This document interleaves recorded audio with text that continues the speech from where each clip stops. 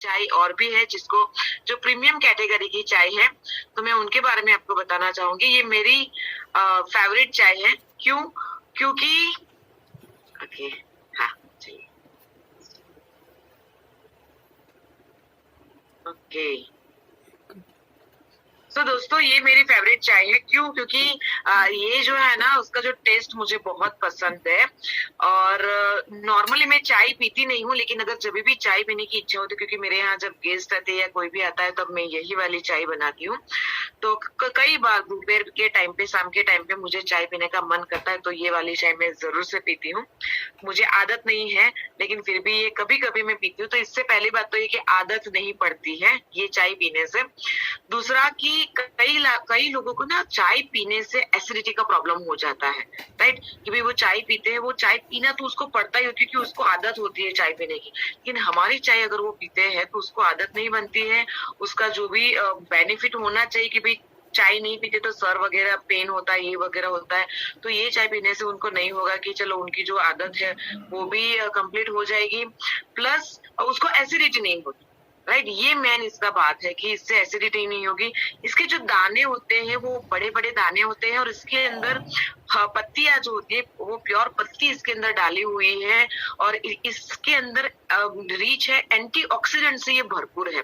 Flavonoid इसके अंदर है जो एंटीऑक्सीडेंट से भरपूर है, जो हमें तुरंत ताजगी देने का काम करता है और रोगों से लड़ने की शक्ति भी देता है, राइट?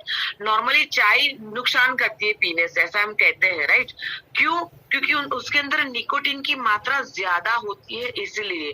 जो भी चाय का पौधा होता है उसके अंदर निकोटीन होता ही होता है, राइट? लेकिन जो उसके जो हम पत्ते में से जो दाने निकलते हैं, उसको अगर वो ऊपर वाले यानी कि बड़े बड़े उसके दाने होते हैं और पत्तियां होती है, उसके अंदर निकोटीन की मात्रा बहुत बहुत बहुत ही कम होती है।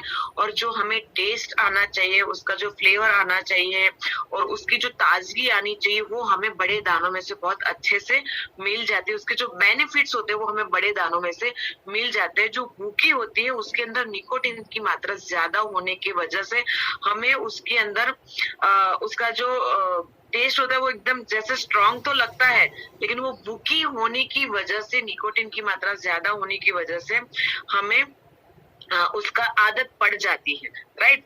और दूसरा कि मार्केट में जो भी चाय मिलती है उसके अंदर कलर भी ऐड होता है, यानी कि कुछ ना कुछ कलर वो लोग डाल देते हैं। यानी कि जैसे हम डालते हैं पानी में, गर्म पानी में, तो एकदम से तुरंत से रेड हो जाता है। तो कोई भी चाय जितना आप उबालोगे उतनी धीरे धीरे धीरे वो रेड होती जाएगी, राइट? तो वही उसका प्योर नेचुरल कलर आता है, जो बाजार में ऐसा नहीं होता है। अगर आप वो डालते हो तो तुरंत ही रेड कलर आ जाता है। उसके अंदर केमिकल्स भी डाले हुए होते हैं, राइट? प्लस कुछ ऐसा चूरा भी मिलाया जाता है जिससे उसका वजन भी बढ़ जाता है, राइट?